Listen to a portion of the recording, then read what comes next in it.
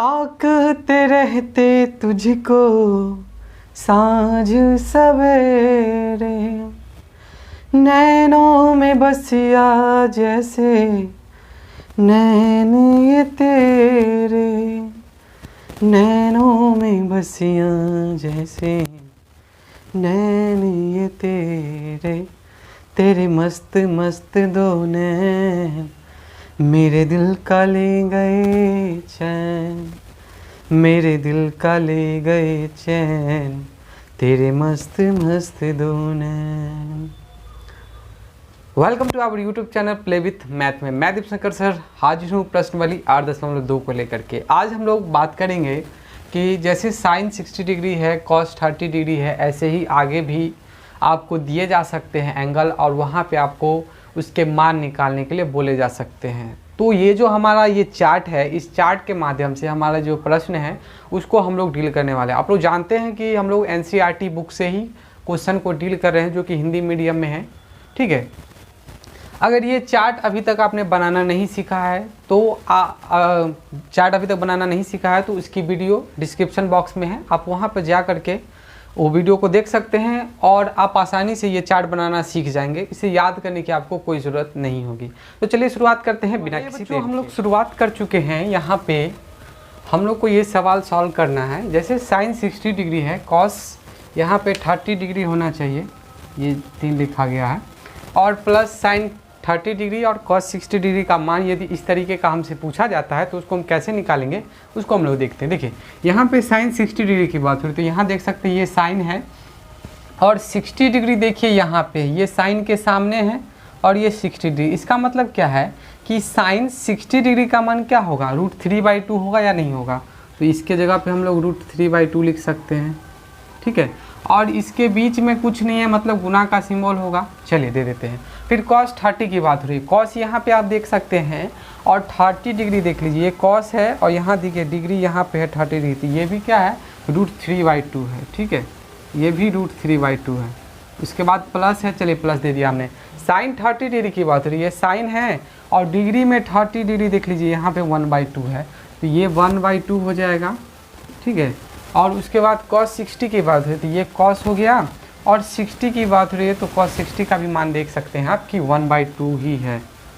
अब इसको हम लोग सॉल्व कर लेते हैं। देख लीजिए √3 को √3 से गुना करेंगे तो 3 आ जाने वाला है। ठीक है, क्योंकि अगर कोई भी संख्या रूट के अंदर 2 होती है, अगर जोड़ा होता है तो वो एक संख्या जो होती है वो रूट से बाहर आ जाती है। फिर 2 को अगर 2 से मल्टीप्लाई करेंगे, गुना करेंगे तो 4 आ जाएगा। फिर देख लीजिए यहाँ पे 1 को 1 से गुना करेंगे तो 1 ही आ जाने वाला है और 2 को 2 से करेंगे तो यहाँ पे 4 आ जाने वाला है। अब क्या होगा, यहाँ पे LCM हो जाने वाला है, तो ये 3 का 3, ये 1 का 1, तो हो जाएगा आपको 4/4 और इसका मान आपका क्या आ जाएगा, 1 आ जाएगा। ये एक आंसर।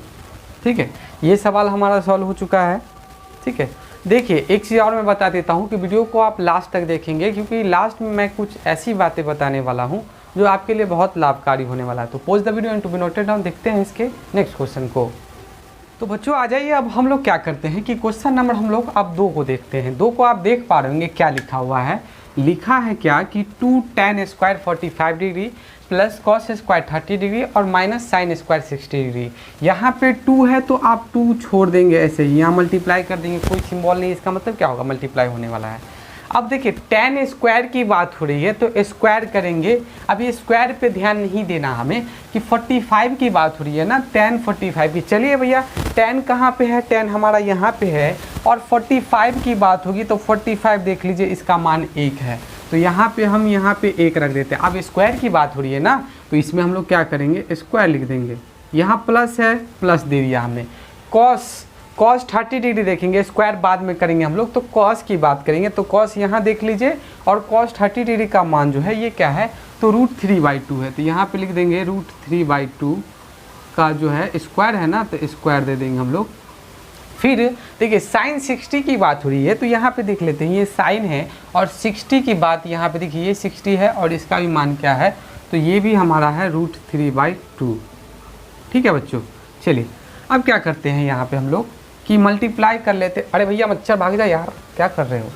अब देखिए 2 को 1 से आप करोगे, 1 का स्क्वायर करोगे तो क्या हो जाने वाला है, 1 का स्क्वायर 1 ही होता है और 2 को 1 से गुना करोगे 1 हो जाने वाला है। चलिए अब यहाँ पे देख लीजिए √3/2 है ना, तो 3 का √3 का स्क्वायर करोगे तो क्या होगा, तो ऊपर में 3 ही आ जाएगा ना, और 2 का स्क्वायर करेंगे तो क्या आ जाएगा 4, माइनस यहाँ भी वही हो जाने वाला है, √3 का स्क्वायर करोगे तो 3 और 2 का स्क्वायर करोगे तो 4। अब देख लीजिए कि ये सेम डिजिट है, एक प्लस में एक माइनस में, दोनों कैंसिल हो जाएगा। कैंसिल करने का मतलब क्या होता है, घट जाना। अरे 3/4 में से 3/4 को घटाओगे तो क्या बचेगा, 0 बचेगा, और ये जो आपका आंसर हो गया ये आपका 2 आंसर हो गया। ठीक है, ये भी चीज़ हमारा हो चुका है। तो pause the video and to be noted down. देखते हैं नेक्स्ट क्वेश्चन को। तो बच्चों चलिए अब हम लोग देखते हैं हमारा जो तीसरा नंबर क्वेश्चन है वो क्या है। तो तीसरा नंबर क्वेश्चन को पढ़ते हैं। सबसे पहले लिखा है cos 45 डिग्री बट्टे sec 30 degree plus cosec 30 degree. आप जानते हैं इसको आसानी से आप निकाल सकते हैं। आप बगल में आप कॉपी पेन लेकर के आप खुद से निकालिए, मैं तो यहाँ पे बता ही रहा हूँ, आप सबसे पहले आप खुद से बनाइए वहाँ पे। चलिए इसको बनाते हैं हम लोग, देखिए कैसे करते हैं। भैया cos 45 की बात हो रही है, यहाँ पे हम लोग चलाएंगे तो cos की बात हो रही है, और 45 देखेंगे डिग्री में यहाँ 45 है, देख लीजिए यहाँ। तो cos 45 का मान 1/√2 है, तो हम लोग ऊपर में लिख देंगे 1/√2। ठीक है, और ये बड़ा वाला बट्टा है भैया, बट्टा दे देते हैं। सेक की बात हो रही है ना, चलो भैया सेक की तरफ चलते हैं हम। यहाँ सेक है और कितने, सेक 30 डिग्री, सेक यहाँ पे ठीक है 30 की बात हो रही है। तो देखिए यहाँ आइए यहाँ है, इसका मान है 2/√3। तो यहाँ पे हम लोग क्या लिख सकते हैं, 2/√3 लिख सकते हैं। ठीक है, चलिए प्लस है, प्लस दे दिया हमने। अब cosec 30 डिग्री की बात हो रही है ना, cosec की बात हो रही है, और 30 डिग्री देखिए cosec 30 डिग्री का मान कितना है, 2 है, तो यहाँ पे हम लोग 2 दे देते हैं। चलिए अब हम लोग यहाँ पे काम करते हैं आगे। यहाँ पे बट्टा में 1 लिख सकते हैं हम लोग, यहाँ पे 1/√2 बट्टा में क्या कर सकते हैं, इस दोनों का एलसीएम लीजिएगा तो यहाँ पे √3 ही हो जाने वाला है एलसीएम, और देखिए ये 2 का 2 ही हो जाने वाला है, और 1 को यदि आप भाग करोगे √3 में तो √3 आएगा, और वो जो आता है उसको हम लोग क्या करते हैं, ऊपर वाले से गुना करते हैं, तो यहाँ पे क्या हो जाएगा 2√3 हो जाएगा। ठीक है कि नहीं, ठीक है। चलिए अब हम लोग इसके आगे काम कर लेते हैं कि आगे अब होगा क्या। चलिए सबसे पहली बात यहाँ पे देख लीजिए 1/√2। जब भी हम लोग इसको पलटते हैं, जब भाग में होता है तो क्या होता है कि नीचे वाला ऊपर और ऊपर वाला नीचे, ये नीचे है ना तो ये कहाँ चला जाएगा, ऊपर, और ऊपर जो है ना ऊपर ये वाला वो कहाँ चला जाएगा, नीचे, 2 + 2√3। ठीक है, ठीक नहीं है कि ठीक है, सो बताइए हमको। चलिए अब यहाँ पे देखते हैं इसको हमारा क्या हो रहा है। तो यहाँ पे आपको क्या आ गया ऊपर में, तो यहाँ पे आ गया आपका √3, और नीचे देख लीजिए गुना करना पड़ेगा। पहले √2 को 2 के साथ करेंगे 2√2, ठीक है। उसके बाद प्लस करेंगे हम लोग तो क्या होगा, √2 को जो है इसके साथ मल्टीप्लाई करेंगे तो क्या होगा 2 हो जाएगा, और अंदर में मल्टीप्लाई करेंगे तो देख लीजिए क्या होगा 2 × 6 हो जाएगा। तो कुछ इस तरीके से हमारा आ गया है।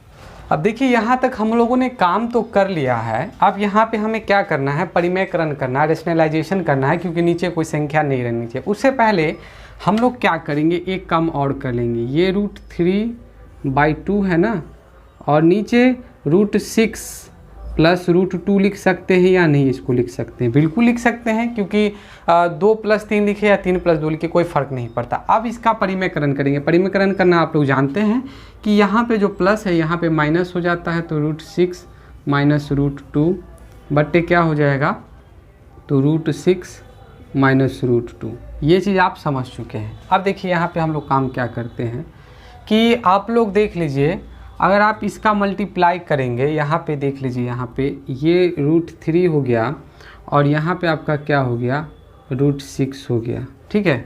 और उसके बाद यहाँ पे मल्टीप्लाई होगा √3 × √2 का मल्टीप्लाई हो जाने वाला है। अब नीचे देख लीजिए, नीचे क्या होगा, तो 2 का तो 2 ठीक है, और क्या होता है कि आप जानते हैं नीचे क्या होता है, a² - b² के रूल पे फॉलो करता है। तो √6 का स्क्वायर करेंगे तो 6 आ जाने वाला है, और 2 का स्क्वायर करेंगे तो 2 आ जाने वाला है। चलिए आगे हम लोग इसका काम कर लेते हैं, आगे काम करेंगे। तो यहाँ पे आप देख सकते हैं इसमें भी 3 है, और इसका अगर आप गुणनखंड करेंगे तो 6 का गुणनखंड करेंगे तो 2 × 3 नहीं लिख सकते हैं, √2 × √3 लिख सकते हैं या नहीं लिख सकते हैं। और देख लीजिए कि √3 यहाँ भी है, √3 यहाँ भी है, इसको जब गुणनखंड किया तो 1 3 बाहर आ जाएगा, और रूट के अंदर 2 हो जाएगा। वैसे भी आप समझ सकते हैं 18 है ना, तो 9 तो किसी का स्क्वायर होता है, 3 का स्क्वायर, अंदर में बच क्या गया 2। अब यहाँ पे माइनस क्या हो जाएगा, तो हो जाएगा आपका हो गया 3 रूट इंटू 2, √3 इंटू √2। अब नीचे देख लीजिए ये 2 हो जाने वाला है, और इसका अगर करेंगे तो यहाँ पे 8 हो जाएगा। अब हम लोग क्या कर सकते हैं, दोनों में से कुछ कॉमन ले सकते हैं। तो कॉमन आप क्या ले सकते हैं, यहाँ पे कॉमन आप दोनों में देखिएगा √2 है, तो √2 कॉमन ले लिया हमने। तो बचा अंदर में क्या, तो बचा 3 बचा अंदर में आपको, और क्या बच गया, तो अंदर में बच गया √3, 3 माइनस √3, और बट्टे आपको क्या आ जाने वाला है, 16 आ जाने वाला है। ये चीज़ हो चुका है। तो pause the video and to be noted down. देखते हैं हमारे नेक्स्ट क्वेश्चन को। अब आ जाइए हम लोग क्वेश्चन नंबर 4 को देख लेते हैं कि क्वेश्चन नंबर 4 हमारा है क्या। आप देख लीजिए साइन 30 की बात हो रही है, तो साइन यहाँ पे 30 यहाँ पे 1/2 हो जाने वाला है, यहाँ पे 1/2 लिख देते हैं। प्लस tan 45 की बात हो रही है, तो tan देख लीजिए tan यहाँ पे है, और 45 इसका मान कितना है 1 है।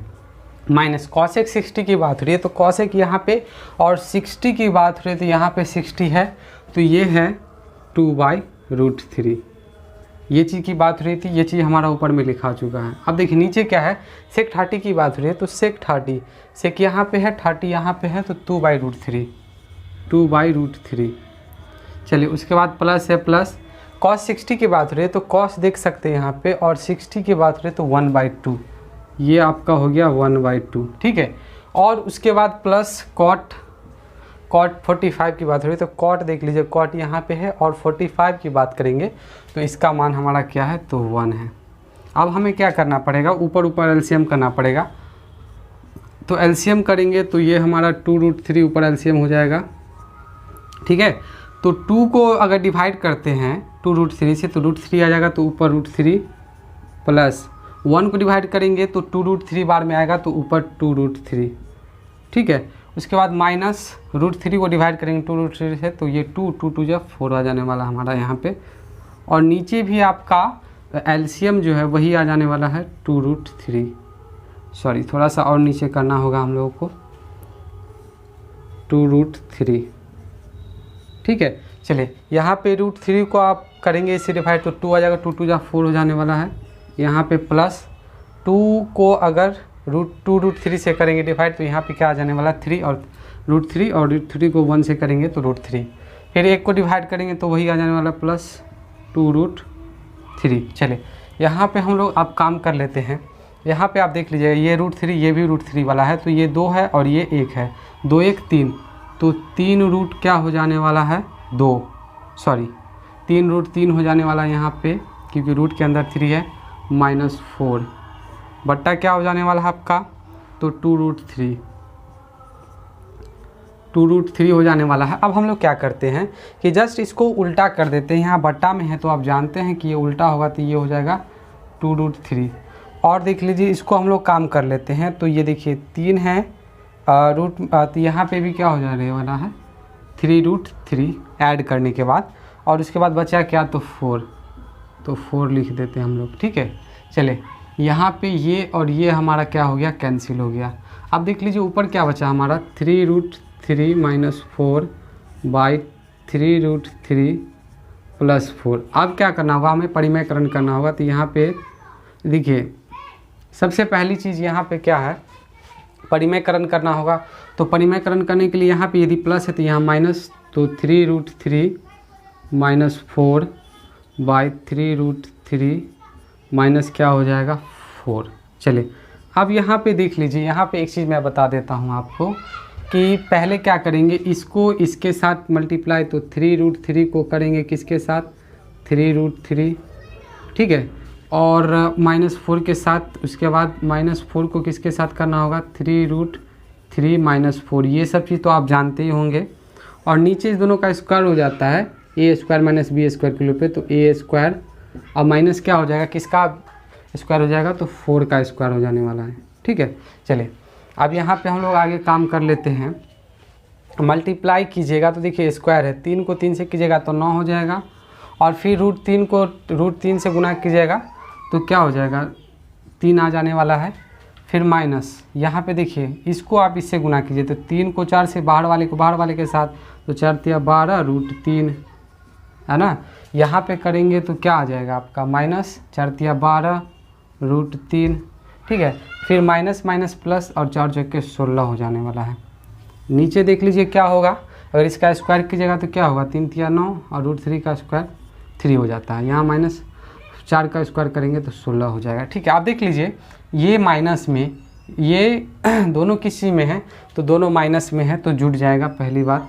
चलिए आगे काम कर लेते हैं। तो ये हो गया आपको 9 तिया 27, और देखिए ये भी माइनस में, ये भी माइनस में, तो दोनों क्या हो जाएगा आपका, तो दोनों आपका जो है ना वो जुट जाएगा।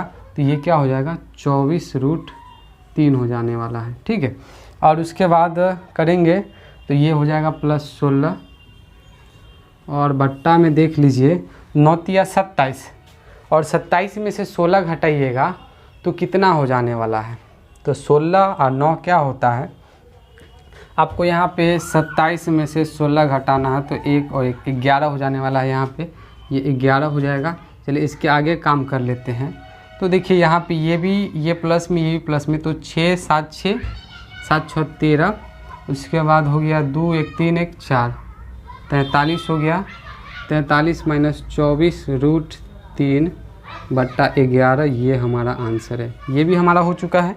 एक बार हम लोग आंसर चेक कर लेते हैं। तो हमारा आंसर सही है। इस प्रकार ये भी क्वेश्चन बन चुका है। तो देखते हैं हम इसके बाद इस क्वेश्चन का जो आखिरी क्वेश्चन है उसको देखते हैं। Pose the video 2 minute. तो चलिए बच्चों अब हम लोग देख लेते हैं ये जो हमारा आखिरी क्वेश्चन है, क्वेश्चन नंबर 1 का। ओ भैया मार्कर क्यों गिर जाते हो यार। देखिए यहाँ पे जो है हम लोग को क्या करना है, चलिए 5 का 5 रहने देते हैं। cos स्क्वायर 60, स्क्वायर की बात नहीं करेंगे, cos 60 की बात हो रही है सबसे पहले। तो cos 60 का मान 1/2 है, तो यहाँ पे 1/2 हो जाने वाला आपका, और यहाँ पे स्क्वायर है तो स्क्वायर दे देते हैं, ठीक है। फिर 4 है, 4 सेक स्क्वायर 30, तो सेक की बात करेंगे, स्क्वायर बाद में। सेक देख लीजिए यहाँ 30 की बात हो रही है, तो सेक 30 का जो वैल्यू है 2/√3 है, तो 2/√3 है ना, और स्क्वायर है तो स्क्वायर दे देंगे।